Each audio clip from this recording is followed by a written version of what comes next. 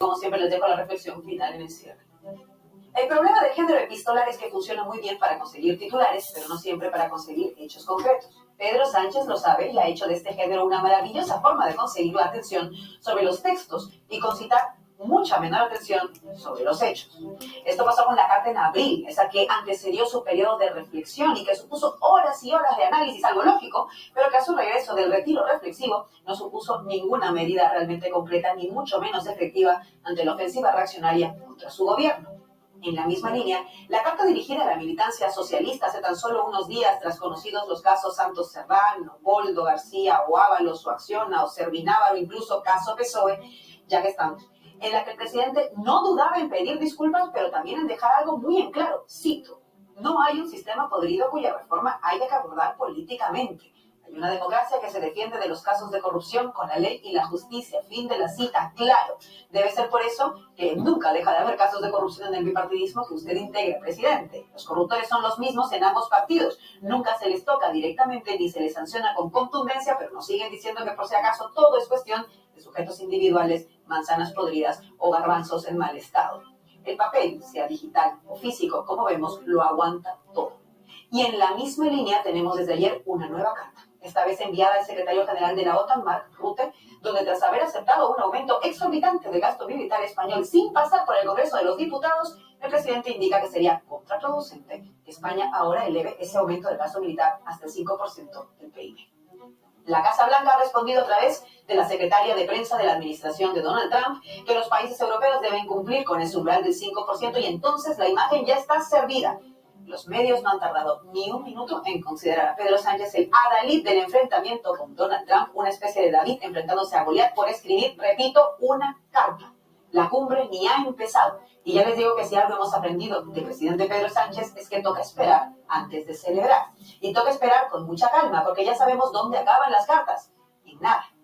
Pero hay cosas que sí logra con sus cartas, como mover el tablero. Hagamos memoria y viajemos a ese abril donde vía carta anunció que necesitaba un periodo para reflexionar si quedarse o irse tras la orquesta judicial contra él y en aquel momento contra su mujer en particular. En lugar de ver en esto un momento especial de denuncia de la judicatura colmada de reaccionarios que operan con togas contra la democracia, hubo izquierdas que renunciaron a esa denuncia sistémica y se volcaron a las calles a gritar Pedro, Pedro, Pedro, junto con el PSOE, algo que lo relegitimó, pese a que, como sabemos, es responsable del lofer que continúa padeciendo, porque se limita a firmar cartas en lugar de firmar leyes. Y ese pacto de repartición del Consejo General del Poder Judicial, que vuelve a abrir la puerta de la judicatura a las mayorías de un PP golpista, es culpa suya.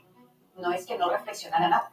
Es que el objetivo de su carta fue ese, doblegar a una izquierda, que en realidad se doblega siempre y muy fácilmente. El malmenorismo nunca crece sin cómplices. Esos cómplices, voluntarios o involuntarios, son quienes te compran del todo ese discurso. Que nadie toque a nuestro Pedro, dijeron esas izquierdas en lugar de exigirle a Pedro Sánchez tocar a los reaccionarios para democratizar la judicatura y los medios de comunicación, algo de lo que dependen nuestras vidas. En la misma línea, esta carta tiene un objetivo claro: darle aire no solo al presidente, que necesita desviar la atención de los pocos que están acampados en Ferraz por la corrupción que toca a sus dos últimos secretarios de organización, sino que busca hacer un nuevo anzuelo para esa izquierda que cae redondita en cada estrategia presidencial. La evidencia está en redes sociales, porque han empezado a aplaudir quienes se dicen pacifistas que el presidente haya enviado una carta donde literalmente se compromete a negociar más aumento del gasto militar. No dice que no lo va a aumentar, sino todo lo contrario. Dice que busca un aumento negociado y flexible, y lo dice con toda su cara, después de haber aceptado el aumento del 2% del PIB español sin pasar siquiera por el Congreso, ya mucho menos por un referéndum como correspondería, porque nadie le votó para clavarnos 10.500 millones de euros anuales en un falsamente llamado salto tecnológico.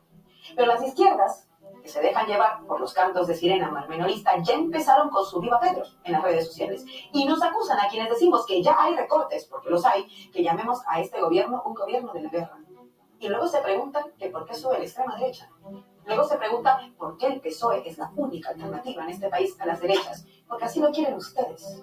Porque han renunciado a ser la alternativa. Han aceptado que su futuro depende de Pedro Sánchez. Y así como Sánchez es un lacayo del imperio estadounidense y la industria armamentística, hay en España supuestas izquierdas lacayas a Pedro Sánchez.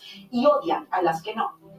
Pedro Sánchez es astuto, ha ganado tiempo, pero no para las derechas, ha ganado tiempo en las izquierdas, creyendo, eso sí, que todas son iguales. Por suerte, no es así.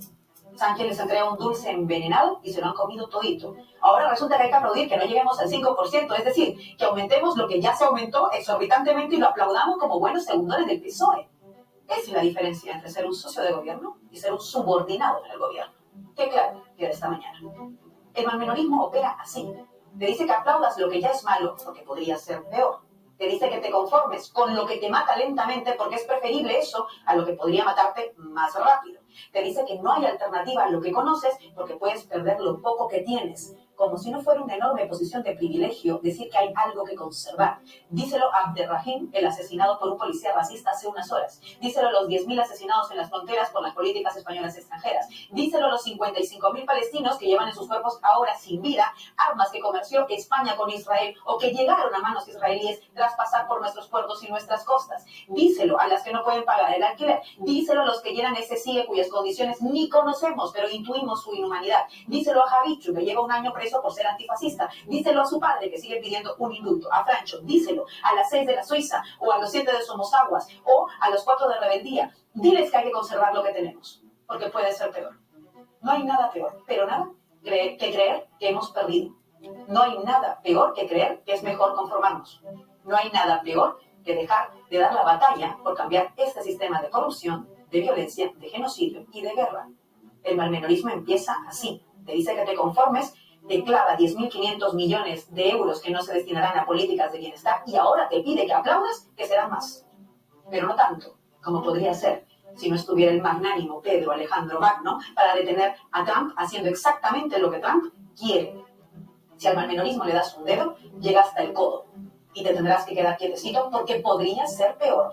¿En qué se diferencian entonces la estrategia de Rutte a la de Sánchez? Porque Rutte empezó pidiendo el 2%, luego el 3% y ahora el 5%. Y sobre todo, ¿en qué se diferencian el PP y el PSOE en esto? Porque sobre el aumento del gasto militar están muy de acuerdo ambos. Sobre los recortes que habrá que implementar para ese aumento también. En esto no hay diferencias, ni performatividad. En esto son la gran coalición de la guerra. Porque el malmenorismo hoy es la guerra. Algunas no vamos a aplaudir la guerra. Esta semana, desde distintas tiendas políticas de izquierdas, se aplaudía a Gabriel Rufián por el recado que dejó al pedir que las izquierdas se pongan a trabajar porque la situación así lo demanda. Y esto es lógico, tiene razón. Pero cuidado con entender trabajar como aceptar el malmenorismo de Sánchez. Eso no es trabajar para brindar una alternativa, eso es claudicar ante Ferraz. En un momento en que les viene genial esta foto de izquierdas calladas y asustadas, porque viene el lobo. Trabajar es construir una alternativa. Y eso supone no aplaudirle ni un poquito a Sánchez la estrategia epistolar número 5000 que veremos recién en unos días, si de verdad significa algo. Yo no es que desconfíe, es que tengo la mala suerte de hacer memoria.